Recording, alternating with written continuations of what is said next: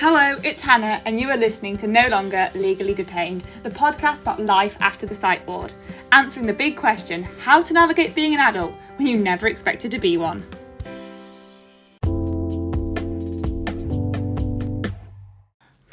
Hello and welcome back. Thank you so much to everybody who has been listening, liking and sharing the podcast. It really does mean so much. Today I'm starting a new little series, which I'm really excited about, called the LDLD Club, which is the Legally Detained Late Diagnosis Club.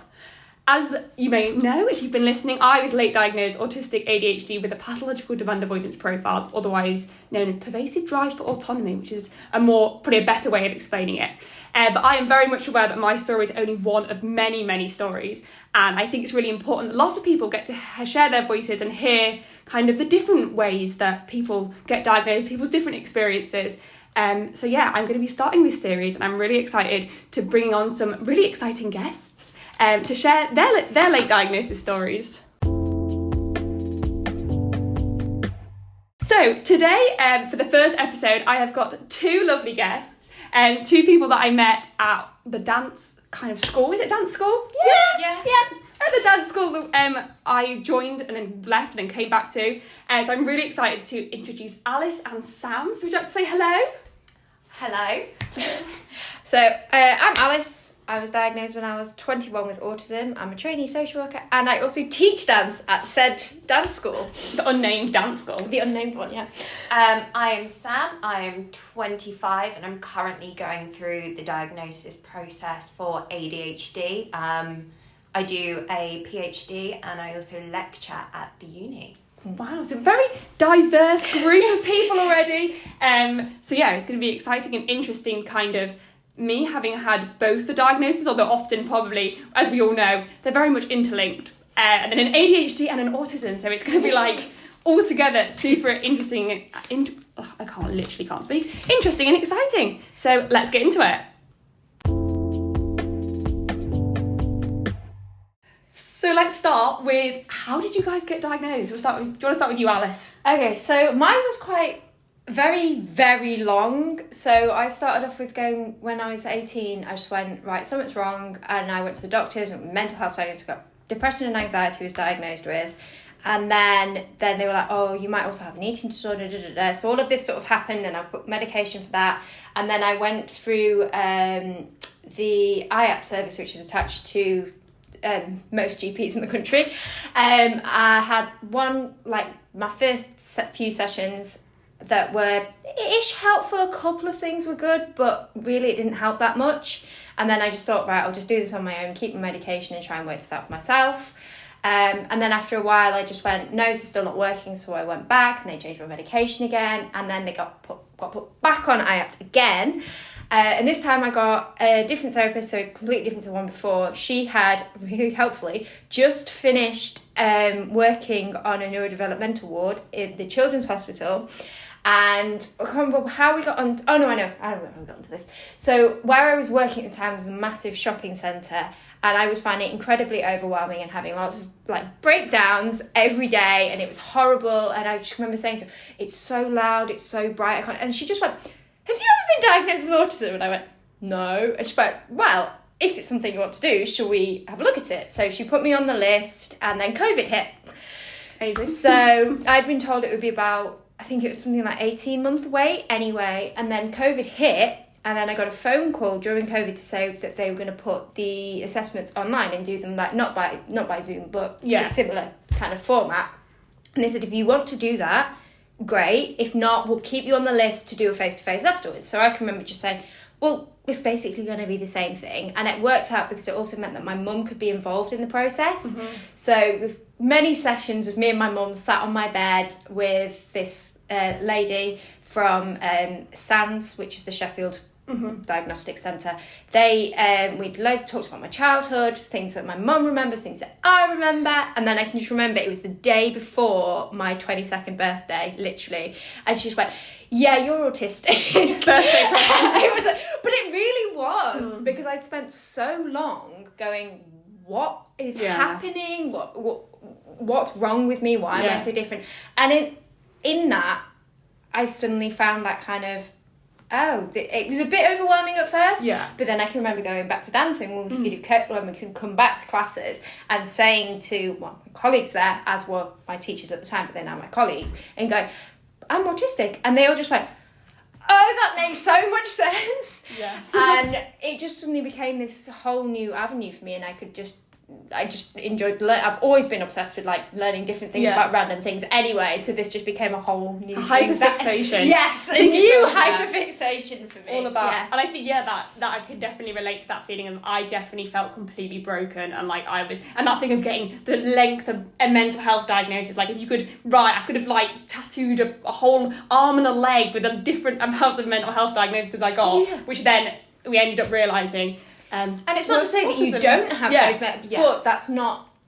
It's not the root cause, and I think it's the big thing is you can treat all these mental illnesses, but if you don't, it's like PTSD. If you don't address the thing that caused it in the first place, you're not going to make any progress. And I think that mine was, there's a lot of my diagnoses would have still stood, but the reason that I struggled so much and didn't get better was because I didn't know deep down what that point was. Yeah. So Sam, your turn. So mine was kind of stumbled onto it. Really, now that you've mentioned PTSD, that's why I sort of went to a GP in the first place. So a couple of things sort of happened when I was about 21, and I just didn't cope with it, ended up sort of relapsing into an eating disorder, and was going through the GP near me back home when I was living in the south, and we were sort of going through it, and it was at the point where like nothing was getting through, nothing was working. I was just in this cycle of like coping with things but negatively. Yeah. And like through my eating, but also like I do things like I scratch my scalp, and it was like I had to like stop it. Yeah. So I ended up seeing a hypnotherapist. Ooh. And it was the only thing that got through, and he sort of said to me like, have you ever looked into ADHD? And at the time, like, I didn't want to hear it. I was so, like, in this bubble of, like, just getting out of the anorexia and breaking that cycle that I was like, one thing at a time.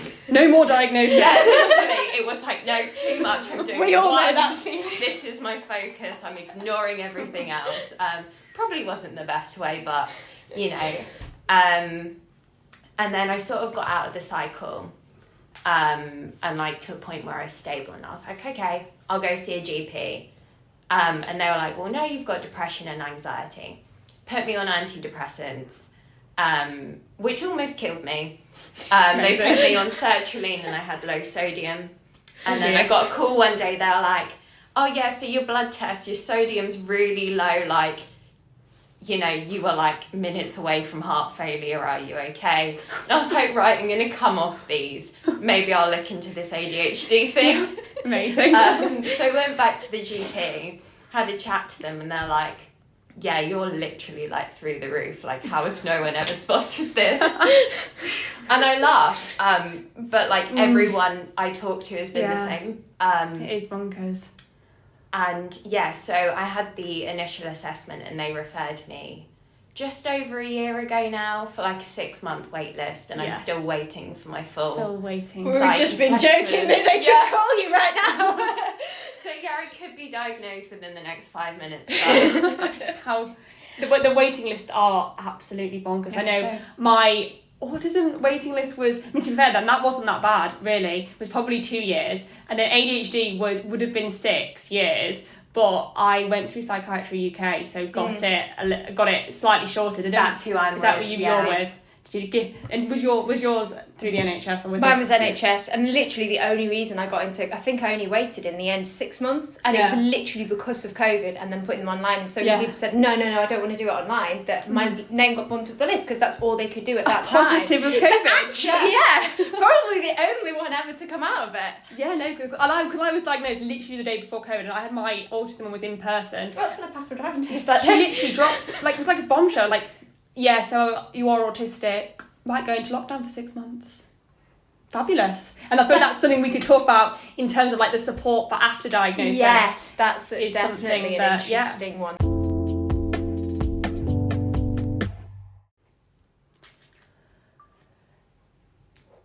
So in hindsight, looking back, what traits do you think you noticed that were probably linked to your neurodivergence that at the time you just thought were little quirky you, but now looking back, you're thinking, hang on a minute, this links. So many. I have ones that I don't remember but have been told to me. So my mum's particular favourite that she always beats herself up about, because she's like, oh, why didn't I say anything, or why didn't we look at this? So I think it was my 5th birthday party, and my mum said, oh, do you want to have a party? And I was like, okay, yeah, let's have some friends over. And at this time, I had a younger brother, but he was quite little, so he wasn't really playing with like any of my stuff or anything like that. So I hadn't had that sort of time of sharing yet. So all these kids came to my house, and they were all playing with my toys. And my mum says, I came up to them and went, why are they touching my stuff? And I was like, and then took myself off, took my favourite toys and hid in, I think my mum said it's under like a climbing frame or something, like hid somewhere, made my own little den, and like so all these other kids were there like playing with my stuff and like at my party, but I was just like, now I'm playing by myself, here's my toys, and that sort of immediately just wanting to be on my own when there was lots of people. And then the other one that I always, and I remember this one vividly, I remember every moment of this. So in my playground when I was a kid, so I think I was like infant, so I want to say year 1, year 2. I had a friend at the time, and we had a weird climbing frame at the bottom of the yard that was like this metal contraption that are like, basically you're not allowed to have them anymore, it's health and safety gone mad. That kind of, it got ripped out, but you had like, it was like weird ladders all the way around into like a dome, so everyone always had their own little strip, and then you had to take it in turns. Anyway, so it was my turn, and I'd flipped off, and it was like, all right, you have 3 goes, then I'll have 3 goes. So I'd flipped off it and come back round for like whatever my 2nd or 3rd go, and my friend had climbed up, and I was like, oi, it's my turn, it's mine, blah, blah, blah. And she was like, well, I'm having a go now, and me being me, like, just went, I don't know how to do it, so I bit her. Amazing. So I bit her and like ran off and hid in this bush and stayed in the bush. And I can remember sitting in the bush, and I could see my friend talking to our teacher say, oh, and I knew what she was saying. She was, oh, she bit me. And they tried to find me, and I was hidden in this bush. And the bell went, and then I was like, but I can't be late for class. And I can vividly remember thinking, but I have to go inside because that's good girl. You have to go inside at the end of break. But if I go over there, I'm going to get in trouble for biting my friend. And it was like this paralysing moment when the good girl did win. She did go over and go into it. And I can remember not getting into trouble because I can remember going over saying, I'm sorry. And then my friend then said, well, I did steal your go. And it's like, oh, well, why didn't you say that earlier? I wouldn't have bit you. But I can just remember this story. And I didn't get in any trouble for it at all, which makes me feel a bit like, surely I should have got in trouble for biting another kid. But in hindsight, it makes perfect sense because someone had taken my, this is what's happening, you have 3 goes, then it's this person's turn, and I got that in my head. And then that had changed. So what else are you going to do in that situation? Exactly. They can't verbalise or communicate that in a different way. It doesn't, so obviously. And I'm sure she still remembers it. Yes. But I don't see her anymore, so can't ask her if she still remembers this. I'm trying to think if there's any other. Oh my god, there's so many. Just like wanting to be on my own instead of playing with other people. I used to time myself walking home from secondary school. I could get home in 24 minutes and 32 seconds. Wow. And the fact that I can still remember that is pretty good. But it used to really stress me out because I remember this, like we had maths on a Thursday, like last lesson, and it was my teacher's favourite form of punishment was, right, if you're not quiet, you're going to wait 1 minute, and I'm like, but that's adding into my time. And it was never me that made any noise. It was never me, and I'd just be stood there going, come on, because I wanted to beat that time. I wanted to get home, and I wanted to, like, that's just what I did. I went home, I beat the time, maybe not every day, because after a point, you're not going to get any faster. But that was my goal, and I'd get home, and then I'd watch probably Doctor Who, come home, get like under my duvet and watch Doctor Who, and then I'd just stay there. Destimulation time. That was what I did, and I wanted to get home and do that, and every time, it used to stress me out because I can remember like sweating, going like, this is really stressful. But how do you tell someone that this is really stressful? It's that because it's not something that should be. No, it is that thing of, I think definitely, I can definitely relate to the destimulation, needing to like. I'm looking back now, like I obviously masked so highly at school, and then I'd come back and the meltdowns were catastrophic. You need that space to do whatever it is. Yeah. And I think now, learning as an adult, I'm learning that I need to put that time in. And also, I had an OT once, an occupational therapist, who gave me the thing of, you can't just de-stim when you need it. You have to de-stim every day. You've got to slowly release a bit of that. Like, so if you imagine it's a bucket, you've got to let a bit of that water out each day. Otherwise, if you just wait till it's overfilled, like, it's going to be too much. You need that space, and it's really hard to get that sometimes when people don't understand that you do need that. And I'm still really bad at it. I am so bad at recognising burnout, and then I suddenly go, oops. Oh dear. Until it like gets to mental a health breaking crisis. point. Exactly. And it's just like, and then every single time I go, how did we get here? How did we get to this point again? Mm-hmm. And I try and go, right, so this is, okay, well maybe that's a signal. Okay.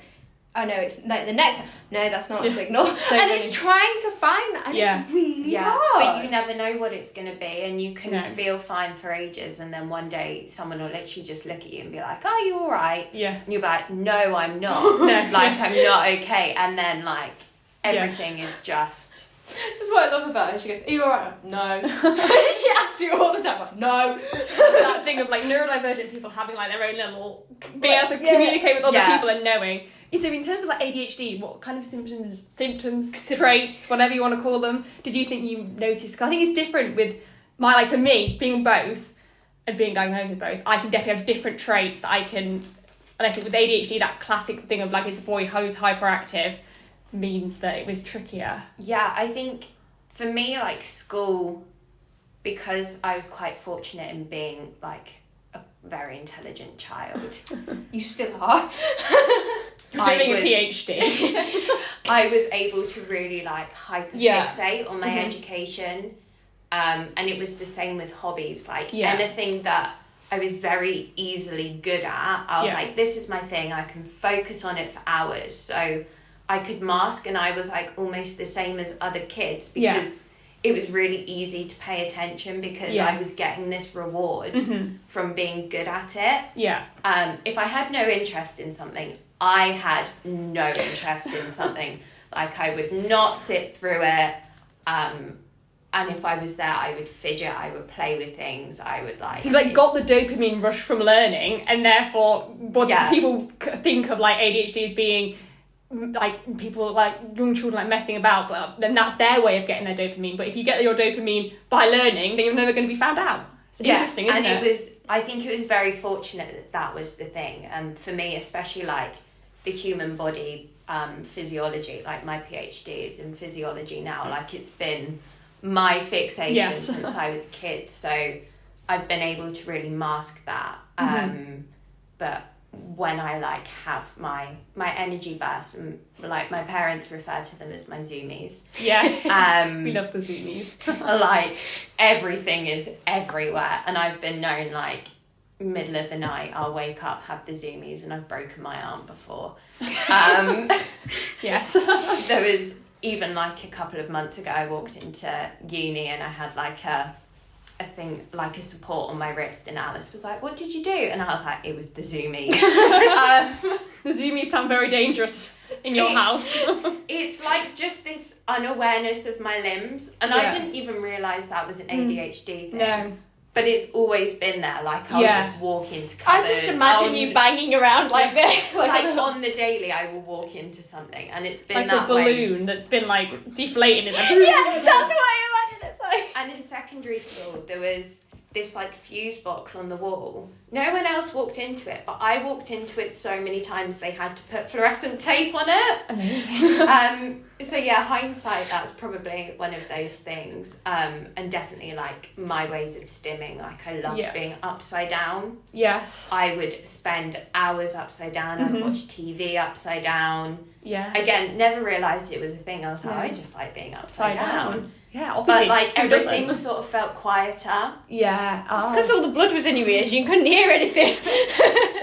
But it would just really chill me. Like I'd get home from school, flip upside down in a chair and watch TV.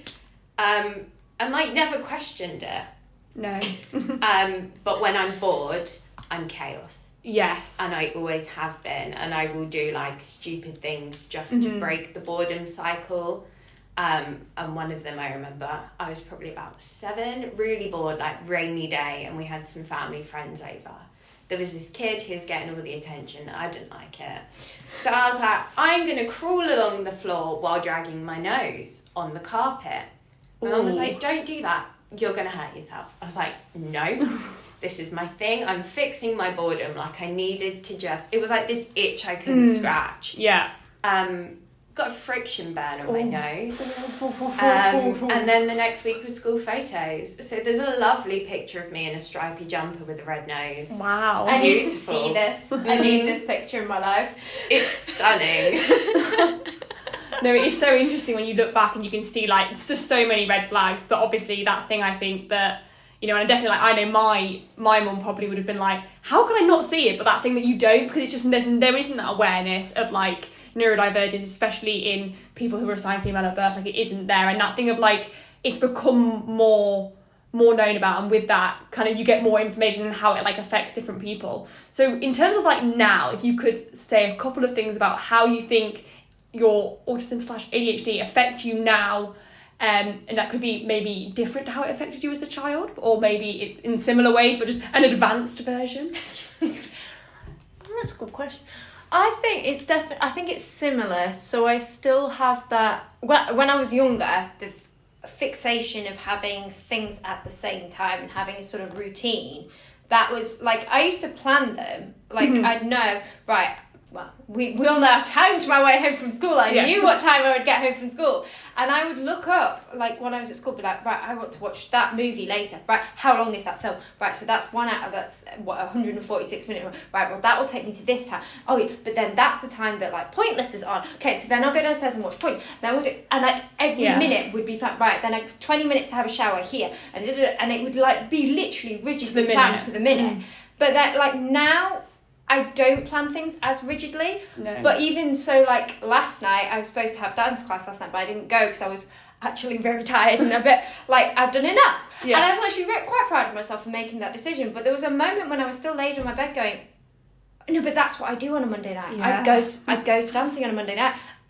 And it was that there was a little bit of, like, but though you know that if you go, that's going to be worse. Yeah. But that's still, so it's not as bad, but there's still that rigidity. And I think, I suppose in some ways, like, it develops in that thing of, like, it still has almost the same effect of whereas when you were younger, or when I was younger, like, I would maybe, like, go a bit cray-cray, you know, but then now you have to hold it in, but then that then leads to that burnout and, like, mental health crisis that comes later, because you've learned that in society, like, I can't actually kick off every other minute. Oh, I'd love to. Yeah, you have to bottle it. Yeah.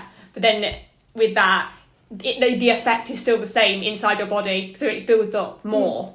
I think some of the sensory stuff I was just thinking has got worse since I was I've never liked loud music. Never liked loud music. I used to try and go clubbing with people, but I just have meltdowns. I hate it, and I couldn't work out what it was. And then once I found out I was autistic, I was like, oh, it makes sense. Yeah. But so I don't do that anymore because I know I'm not going to enjoy it. Yeah. If I'm going to go out and meet people, I want to go somewhere where I can talk to them and actually have a conversation. So relate to that. So wanted to be able to do that. Mainly because also if I could just go about myself. I want to just, you know, I also don't like loud music or clubs or anything like that. But, like, also the concept of it for me is a bit baffling, because if you're going with somebody else, you can't hear them. So what's the point? It's the point. Whereas you love all of that. See, I'm the absolute opposite. Like, love a club. My dopamine is really loud music. Is it? Yeah. And, like, when I'm the most stressed is when I want the most obnoxiously loud music. Like, I love heavy drum and bass. Yeah. I will have it in my earphones as loud as it will go, because it just cuts the noise.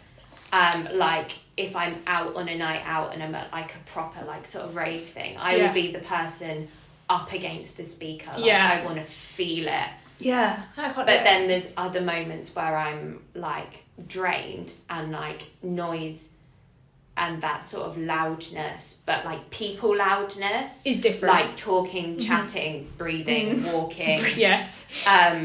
Just too close to my person. Yeah. Like, I can feel a pressure. Like, if you're loud but you're in a distance, it's fine, but there's certain things that, like, cut it. Yeah. And it feels like it's pushing on me. And it's really hard to know the difference between the two. And I think a lot comes from, like, my safe people that I feel comfortable around. Yeah. Like, it feels softer when I have the noise from them. Yes. Strangers that are, like, to me, just obnoxiously loud live. Like, it cuts it's a physical pressure. See, I like it, like, with music and things like that. I don't mind loud music, but I have to be in control of that volume. So if I'm driving, when I'm driving, I love having really loud music when I'm driving, mainly because I can't hear that there's something wrong with the car. I can just ignore that fact. But I'm in control of it. Yeah. So, but if someone gets in the car with me, I'll turn the music down. Like, I often give Sam a lift, but I like to be able to talk to her in the car. As soon as she gets out of the car, the music's going back up again. Because I don't need to be able to hear you because you're not sat next to me anymore. Yeah. But as long as I'm in control of it, it's fine. But I think one that weirds people out, people forget what, like we're talking about sensory, is like the touch. Yeah. People forget about like different textures and things like that. Like, I can't stand wool. And my mum can't get over this because my mum loves knitting. Okay. She's always knitting. She loves wool and she loves things like that.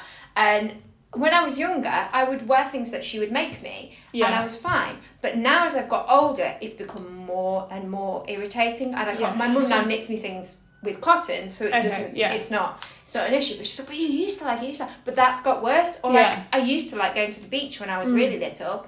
Now I can't stand sand. I won't go in the water. I'll go to the beach, but I'm not going to go in the water because if I go in the water, then I'm going to get wet feet, and then it's all going to get stuck to me. And it's like, and I don't want that. I can vividly remember taking my bikini off once when I was a kid, and then my was full of sand, and I was like, no, I don't need that in my life. I don't need that in my life. I can't do that. And so now I won't do it. I'll go to the beach if I have to, but I'll try and stay on the side. I like the side. On the side, or on like 20 mats. Yeah. But even then, you're still going to get sand everywhere. True, sand does get everywhere. I think that is that interesting thing that I notice things that, for example, like going to the shop, like doing the weekly shop.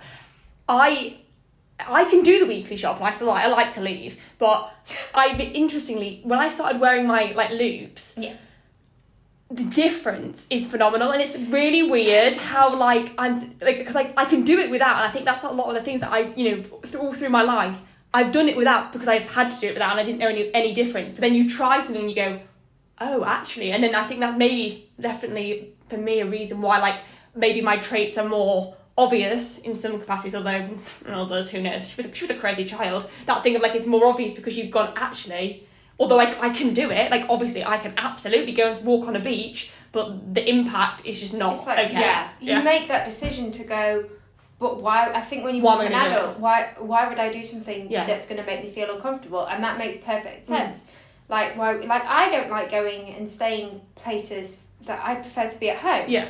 I like my own bed and with my own things around me. I'm not going to need any of those things. But what if I go away and suddenly go, oh, I want that pair of socks? Well, you haven't got them. What are you going to do? Like, you can't do that. And I don't like hotels. And my mum still finds it weird that like when I go to hotels, I pull the whole duvet off because I need to see what's at the bottom of the bed. I can't put my feet in there unless I know what's there. What's in there? Like, there's probably literally nothing there, and it's lovely and clean and whatever, but I still I need to know that there's nothing gross under there before I put my feet in it. Yeah.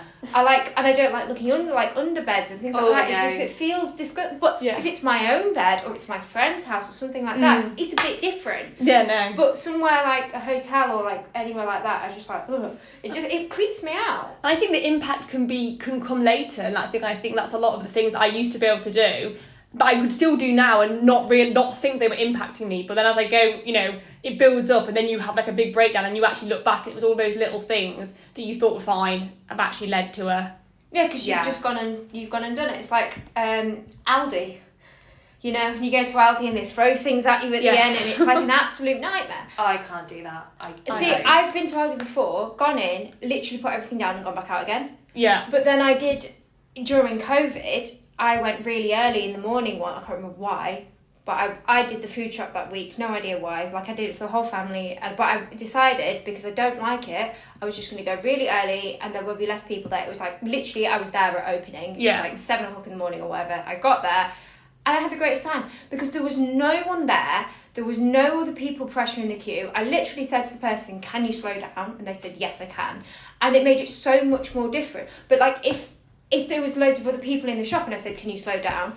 you'd have that people going, behind you, go, speed up, because that people go to autism because, well, they go because it's cheap, but they also go because it's quick and it's easy to do. Yeah. But I don't want to stand there with someone throwing carrots at me. Especially if you're going to throw my wine at me. I'd like to drink that, not wear it. Yes, no, it is definitely... Aldi's a whole thing in itself. Aldi is a whole... It's a great thing, but...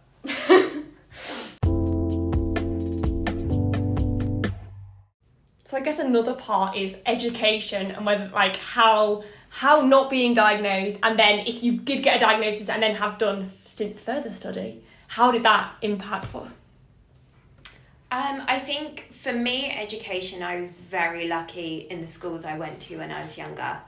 And I think a lot of that I can't take for granted, the difference between the North and the South. Yeah. Southern schools education, because my hyperfixation was learning, I was always given something more. So like in primary school, I was moved up a couple of years and I was doing things like 2 years above me, and it was always the case that I could progress as quickly as I wanted to, so I didn't get bored.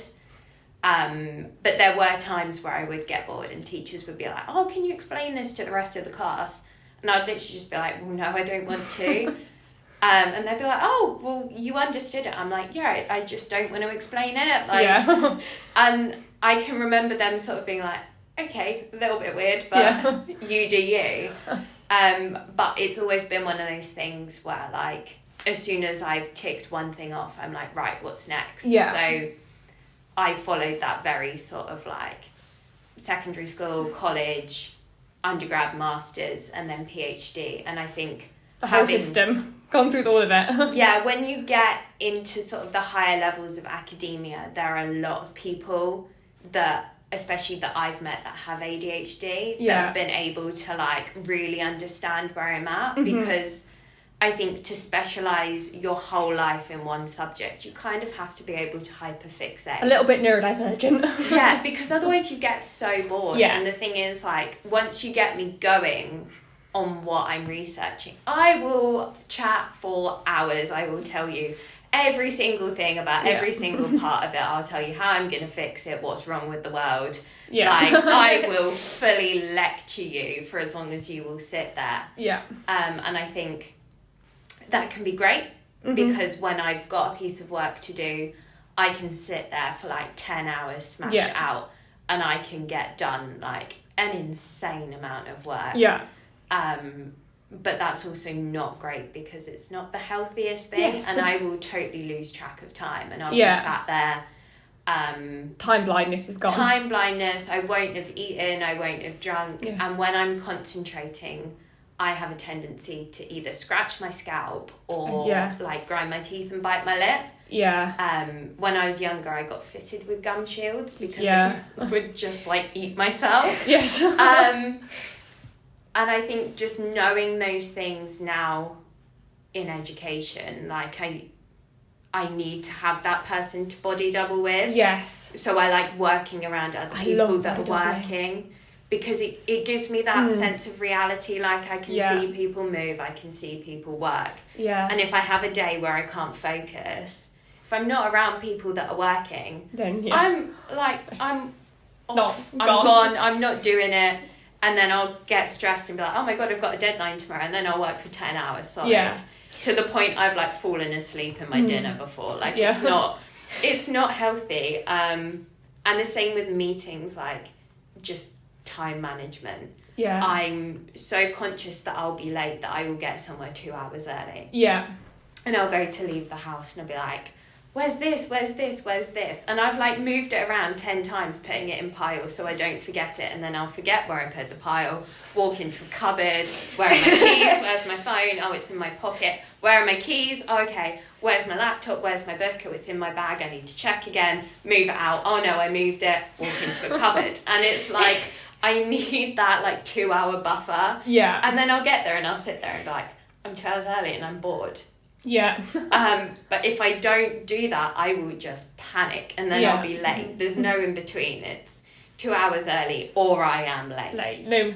I think it's really interesting, the look of like, actually, because you were such a good student and because your hyperfixation was learning, your neurodivergence was kind of almost, it was like the almost harmful behaviour of like just constantly like not stopping was viewed as a good thing, because in our education system it is viewed that if you work really hard, you're really, that's success, and like you're really bright. No one noticed because you hit all those marks. They rewarded it, which really instilled, I think ADHD, I have like a high drive for perfectionism anyway, but it really instilled that, and it got to the point where I was terrified of failure, and I still am. Like anything that isn't the top of the top, anything that isn't absolutely perfect, I will beat myself up for. And it's the same with dance. Like if I do not do something 100% perfect, I will replay it in my head and be like, well, you're an idiot, why don't you do that? I think that link of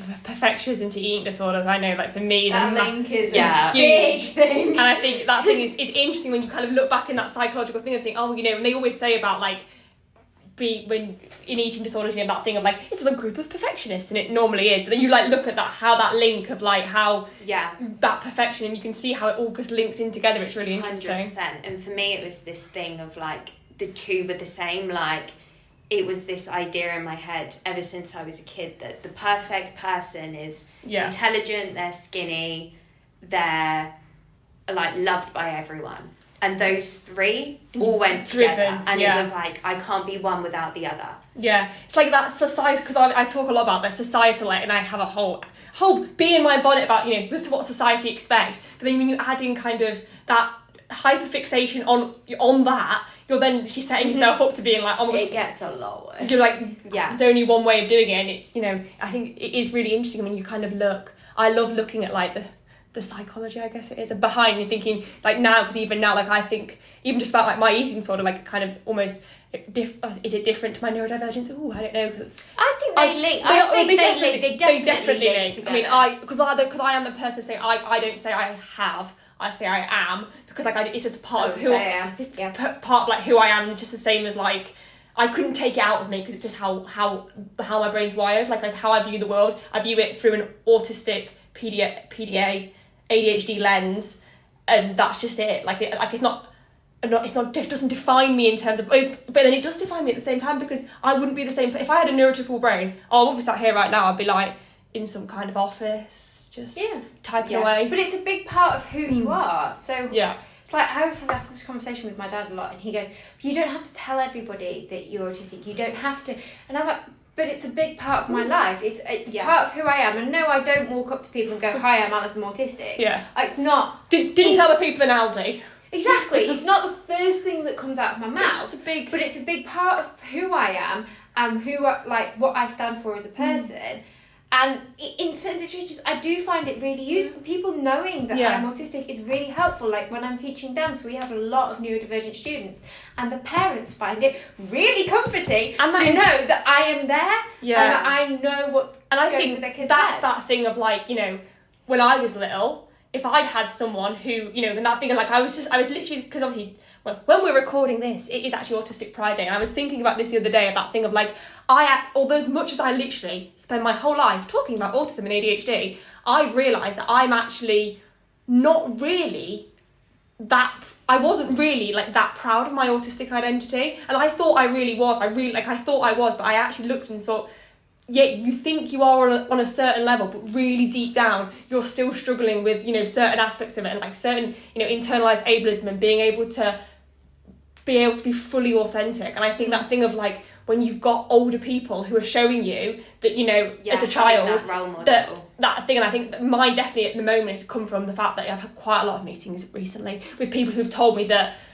I can't do it because you know, if you that drives me nuts, that you're not able to. And I think that thing about that has probably actually made me go backwards in like my pride for my autistic identity. And I think that that's like such a powerful thing that as open neurodivergent adults in, you know, especially within education, which that thing of going, actually, no, we can, and we might do it in a different way. And that thing of like, you don't have to do it in the same way, and that is my big passion, that, you know, do not have to do it in the same way, but you can still achieve high results. And I think that's the thing that, like, obviously I went through a very different my education's been a bit different. I still haven't gone to uni, but that thing of like, when they look and they just say, well, you can't have both things hand in hand. Yes, I can.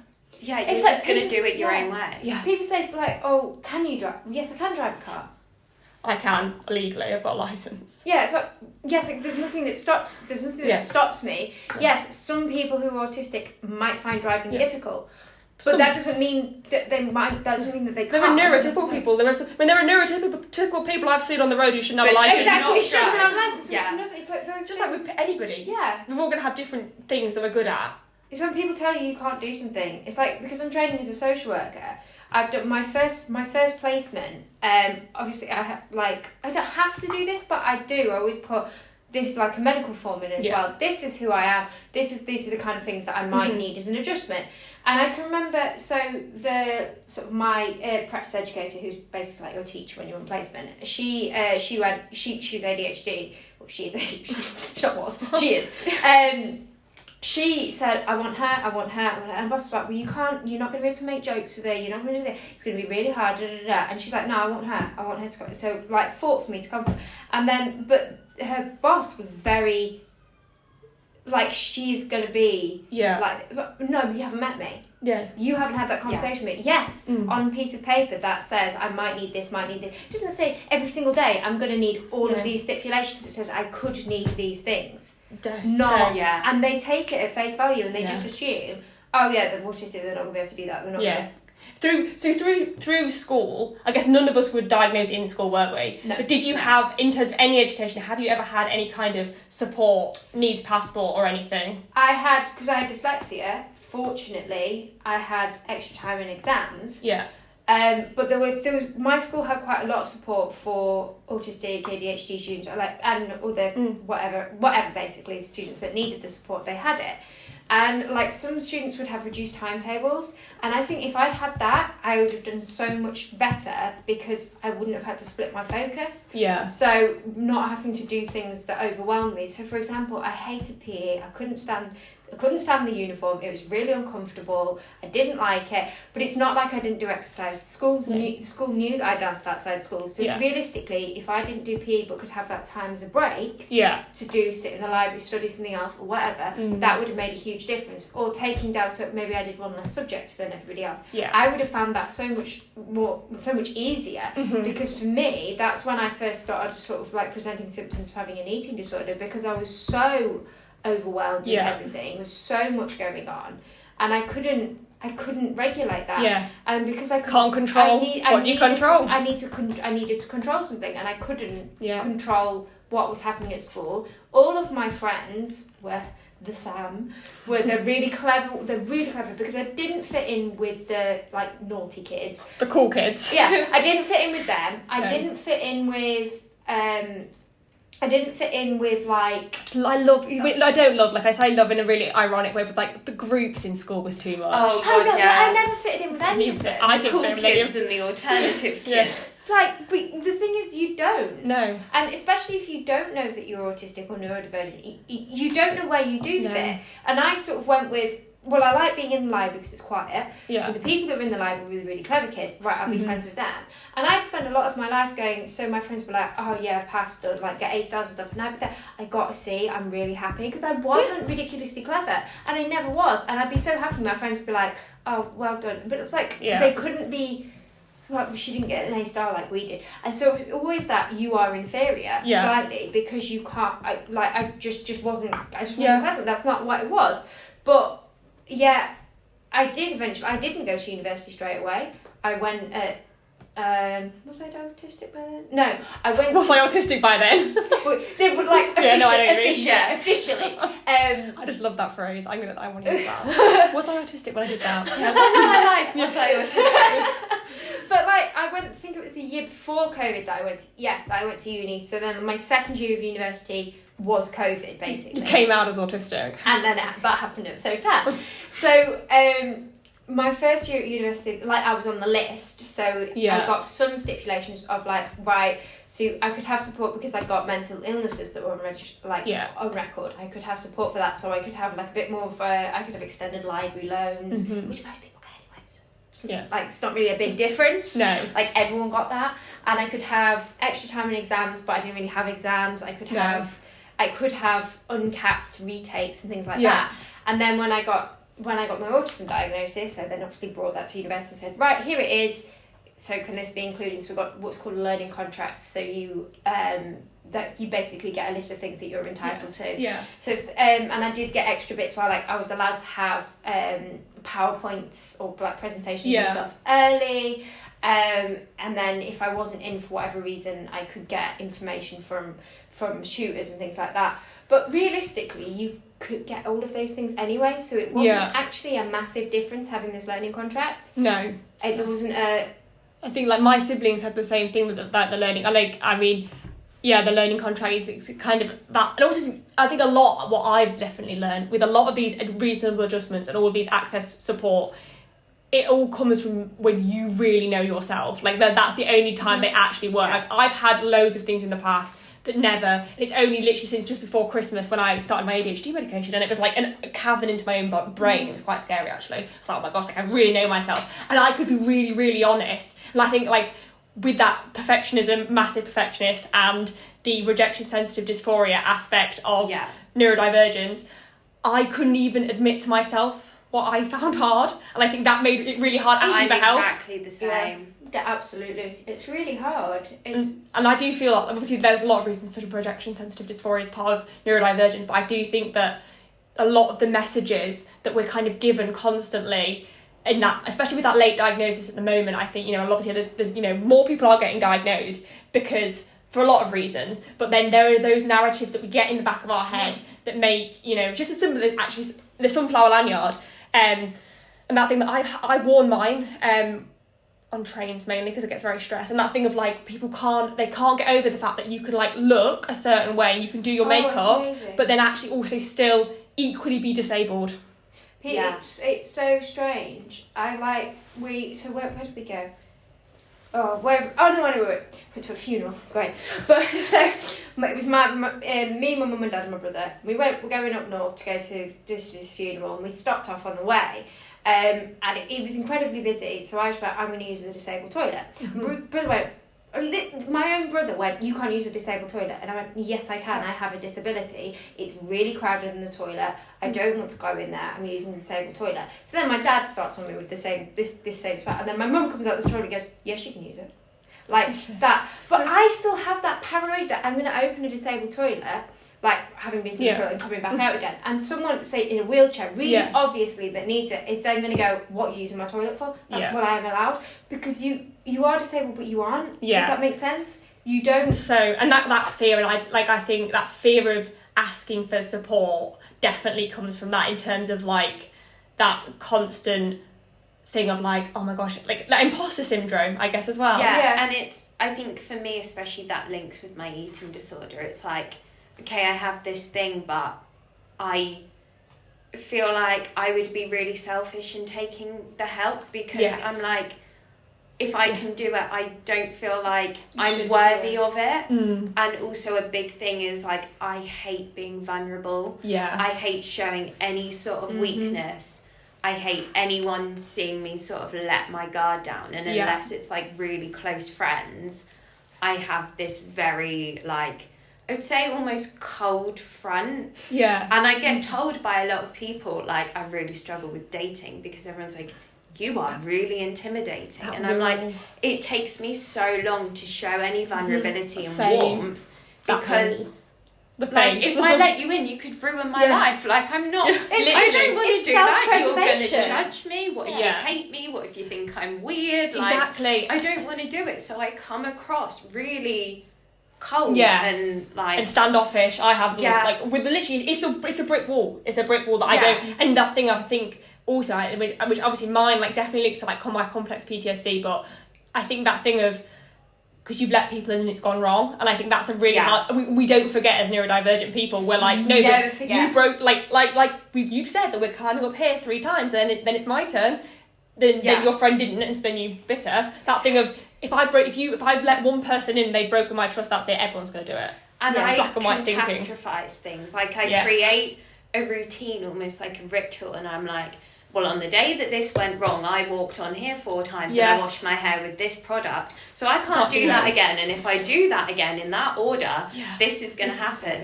And it got to the point where, like, I thought that if I used a different shampoo, I was going to fail exams. Yeah. It was like if I brush my teeth and have breakfast in the wrong order, like, I'm going to get kicked out of uni. And, like, I just get into this routine and I, like, go through it and I'm like, no, the bad things are going to happen if I do it this way and if I look like that. And it's, Because I was first diagnosed with OCD, and, like, obviously that thing of, like, the link between, like, as we said, like, getting mental health diagnosis before neurodivergence, and obviously that, you know, it's very an OCD way of, like, thinking, but the actual link of it being related to neurodivergence.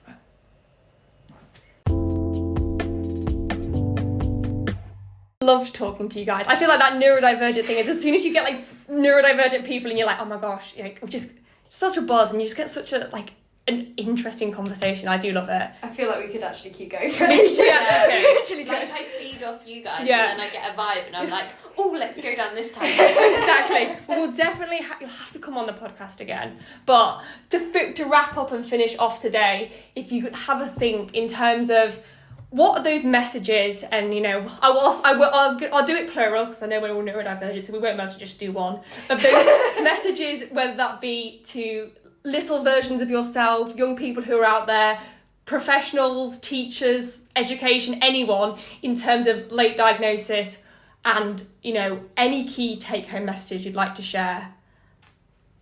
Well, my big one that I'm constantly reminding people on, like, in social work, in dance, like, just generally talking to people, is the fact, and I know I will get to the point in a second. I know it's something that is starting to become more well known, but it's still really stringent, is the difference between girls and boys.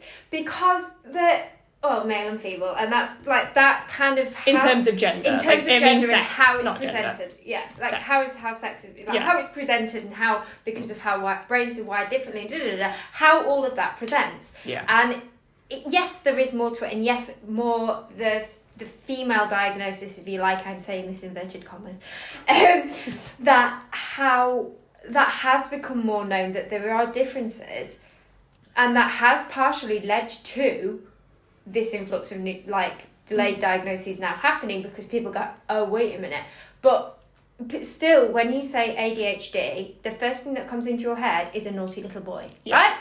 Yeah. I'm not wrong. And the diagnostic criteria hasn't changed, and that It's thing not. of, you have to, as someone who's getting diagnosed later, you have to be able to really read between the lines of the diagnostic criteria. And I can't remember, somebody put out basically, like, what it says and then what it means underneath in terms of like other presentations, and I think that's thing of people need to know that, and you still don't see it. So, like, for example, I've literally got this written in front of me, so I cannot possibly forget any of it.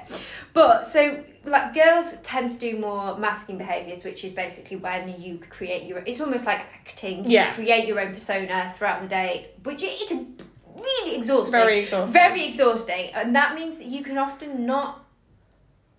Those behaviours don't get seen because you front. There's more socially aware, so that ability to. Whereas boys will just go, yeah, boom, this is wrong, and that will get. And I'm not saying there aren't boys that don't. Oh no, of course there are, but there's more but girls that are more likely to have obsessions that are like things like TV shows and special interests like that. Whereas boys is more likely to be statistical, so like numbers and things like that.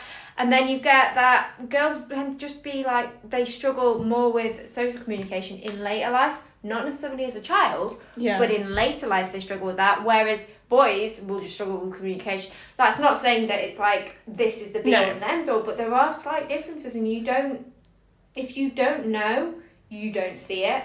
And I think it's really important that people look, because it's like, I think, I've got it here, like, for every 4 boys that's diagnosed, 1 girl. Yeah.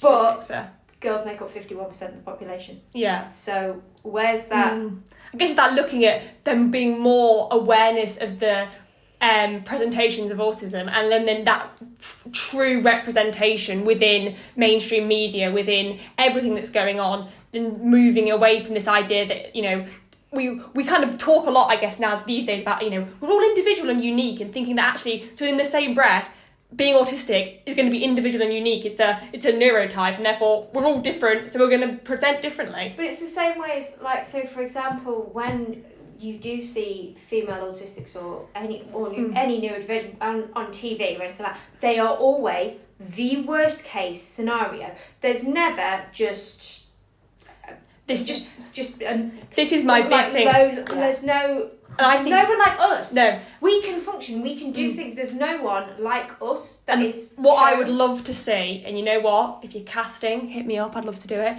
Is someone this kind of neurodivergence in soaps, but not as in like not a storyline, just as an everyday character, just being a person. Just being a person. I think that's what. There's nothing dramatic about it. Yes, maybe every so often there is something that comes up, and that's there, but it's not something that happens. It's not every single episode. It's not. Oh, they had a meltdown. Not it being a specific storyline. It's just there, or even have delayed diagnosis as a storyline. Have that as a build up with flashbacks to different things. And they did it a bit with Waterloo Road. The last one they had like a kind of, but again it was still a very. The one that I watched in with you saw the last episode of Waterloo, it was female ADHD, but it was still. I think that was great, and I think we can still go further. And I think that definitely needs will help. But if you look back at Waterloo Road, really early on, there was that other character who was who had Asperger's as was, but hers was really profound. But there was so many inconsistencies with it that there was like. She would be so in one episode she would be presented as being able to do something, and then the next episode she wouldn't be able to do but it didn't chime, it didn't quite work, and it was really over the top, and it's like, that's not what you need. You need someone that's shown embedding it. And I think my issue with things like that is the characteristic trait of that character. Yes, it's like there is no substance to them beyond 100%. It, and like for me it's like that's not me. I'm not myself because I have ADHD. Yes, it makes me the way I am. It makes me act how I am. But it's not the only. But I, as a person, am not ADHD. No, I think that, and that's why, when you spoke about the idea of being awareness, and I think definitely training in schools and all of those things is really needs to happen, and that different narrative and hearing the different sides. But I think when I've been speaking to other people about, how do we actually change the narrative? And I think it does come from that, subtle thing of within media, that thing, but it's not specific. It's not it's just, you've got a character who happens to be autistic, but that's not their main, and it's not the storyline of them being autistic, and absolutely, as part of them being in whatever character, their autism's going to come out because that's what it is, but it's not like we're following this as an autistic person. It's, this is someone who's a PhD student. Oh, and by the way, they happen to have ADHD. I see it, I can't even remember what it was, but it was definitely an American TV show, and I can remember watching it, probably obsessed with it, and going, it would be really cool if it was found out that character was autistic, because they got little hints, and I was like, maybe they're gonna go with that. And I can remember tweeting the writer going, I can't remember what it was, but I can remember saying, mate, well, that'd be really, really cool to introduce, especially as the climate at the moment with the new instruction thing. Obviously they didn't tweet me back, but I'm not that offended. But bringing that in would be quite a. No, because I think with people there are lots of Chris Packham did the documentaries and things, but they're aimed, but people are going to be having some kind of interest to watch it, and I think that thing of getting representation needs to be getting representation to the people who aren't looking for the representation, because that's the people who maybe have different ideas and more maybe old-fashioned ideas, whereas those of us who are neurodivergent and are really interested, yes, we're going to be all over the Instagram neurodivergent community, and we're going to be looking at those documentaries. Whereas when it's not outwardly, this is an autistic character, other people are going to be seeing it who maybe aren't thinking, and I think that would be an interesting way of trying to maybe campaign for that to show representation. It shows that progression, and it shows that it's not something that needs to be scared of. No. It's not something that, it's like we were talking about even before we started recording this, we were saying how people saying that the MMR vaccine caused autism. It doesn't. It's been proved that it doesn't.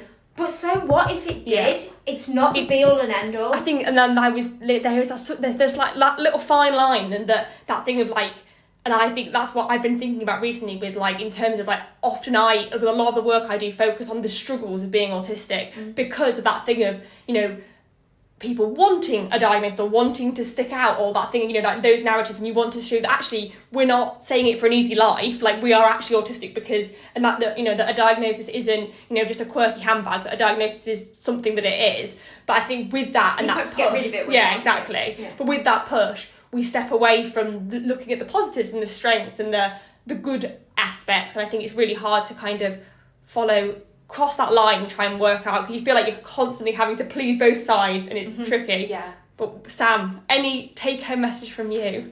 I think my thing would be just giving yourself forgiveness with it, like, especially socially, like, just knowing when to put your boundaries in. And I think for me, that's still a massive learning curve, and it's something I massively struggle with. And I think there definitely needs to be more support with that, because you hit that burnout, like, socially, mentally, physically, and I won't stop myself. No, it takes something to stop me, but I think having support in knowing it's okay, who's the good people to have in your life, who, like Alice, I can say to her, do you know what, I'm really tired of socialising, I'm just going to sit and do nothing. Like, there are people that I've never been able to do that with in my life, so you drain yourself. And I think it's just having people around you when you reach that sort of independence in your life, like you're out of mainstream education, you're off on your own, and you're given that autonomy for the first time, just having people help you regulate yourself, because it's so hard to know when to stop, and those expectations in society that you don't stop, and having people around you who are going, actually, you know what, I'm not going to judge you, I actually want you to stop. And it's the different messages. Like, for me, it's always been, I've been rewarded for working hard, and everyone's given me that identity. So it's like, without being that person that's always working to the limit and hitting burnout, who am I? Yeah. Because I'm burnout now. Yeah, like, literally. That is who I am. 100%, And then when someone's like, stop, take a break, don't do this, don't go to the gym, don't lose go to my dance, identity. have a day off work, I'm like, what do I do? It's so hard when you It's like, do I just float around, like, existing but not existing? Like, I just end up falling asleep because I'm like, I don't know what to do with something. It's like, who am I without this identity? And I think that's something that you definitely need support to get through. No, 100%. And I think that it's interesting, like, we've obviously all at different stages in terms of, like, diagnosis and how long we've known about, and I think that own personal journey of discovering whatever it doesn't, you know, whatever label it happens to be named under, that how whatever neurodivergence you have, how that impacts you as a person, and the fact that, like, you know, there are three of us sat here, but every single one of us, even though we've got lots of similarities, our neurodivergence will impact us all in different ways. And I guess, like, for me, that's a message for people who are getting late diagnosis, that just because you've been given a label doesn't mean you don't feel the need to put yourself into a box, and that thing of trying to work out, actually, so I'm autistic, and that's got a level of characteristics, but for me, what does that mean? It's like, what are my values as a person, not as a diagnosis. Exactly. And I think it's so hard to sort of, especially when you're first going through that diagnosis, of being like, okay, where does my mask end and I begin? Because I hadn't even considered the concept that I'd been hiding a lot of myself. And it's like, even in relationships, the best ones I've had in friendships have been where I've been like, I can be myself. I have my zoomies. And I'm like, actually, someone joins you on the zoomies. Like, that's me. And it's not that this one person helps me bring it out, it's that other people make me hide it. Yes, no, 100%. I think that unmasking is such an interesting, and it's such a big topic, and that's definitely one I definitely will have to cover on the podcast, in terms of, like, unmasking is different for so many people. But final message, as we're going to go, we go like 2 sentences of what is one way that you are unmasking and being yourself, whether that in neurodivergence or any kind of capacity. What is 1 or 2 things that you do? I'll start to give a little my creativity is the way that I like to unmask and just be able to let go. And I think I'm lucky that the more I'm being around more neurodivergent people, I'm finding learning to kind of take down the high expectations I have of like what my brain deems as perfection, and being able to, you know, stim or talk about something or be a bit what, you know, society might deem as weird. And that thing of like, actually, the more that I'm surrounding myself by people who are equally happy to be that and do that, and just not in a performative way, in their own way, and kind of is really allowing me to feel more naturally myself. I think for me, I'm trying at the moment to, instead of saying, oh yeah, I'll do something, or yeah, I like something just to make someone else happy, just going, no, I don't like that. So if someone goes, right, let's go and sunbathe. Well, I don't like sunbathing. Yeah. So I'm not going to go and do it. I'm not going to say no. Yes, saying no and going, no, I don't like that, and not creating that facade of like adding to the mask and going, yes, so people think that I like something when I actually hate it, and like no, that's a good having one. that autonomy for myself, I think. I think mine is trying not to people please all the time. Cutting through that voice of like, what if they hate me? What if they're judging me? And just sort of saying, okay, what if? Yeah. Which is really hard, and it's a massive learning curve. Yes. And I'd say I'd be a hypocrite if I was like, oh yeah, I'm doing it all the time. It's a rare occasion that I'll cut through it, but like the day I'm like, I'm going to go out with no makeup on, and like, who cares if they judge me? Like, just having that every now and then. No makeup thing is a real game changer for me. Telling you. Definitely, and I think with all those things, it's definitely a journey, and there's no right or wrong, and you never achieve it. Like, it's not as if, I think that's the big thing with life, is you never achieve life. So once you've achieved life, that's it really. You're dead, so there's no point. But yeah, no, it's been lovely. Thank you so much, both of you, for joining me. It's been so much fun, and I hope to see you both on the podcast again soon. Bye-bye. Bye.